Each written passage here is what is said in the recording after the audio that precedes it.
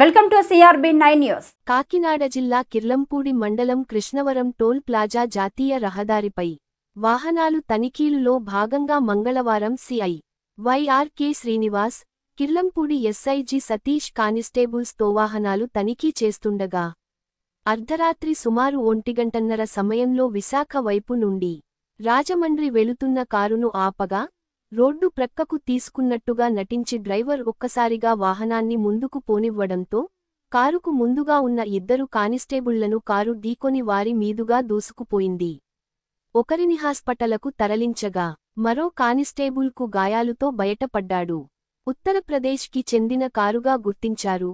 రాజనగరం సమీపంలో కెనాల్ రోడ్లో కారును వదిలి డ్రైవర్ పరారయ్యాడు.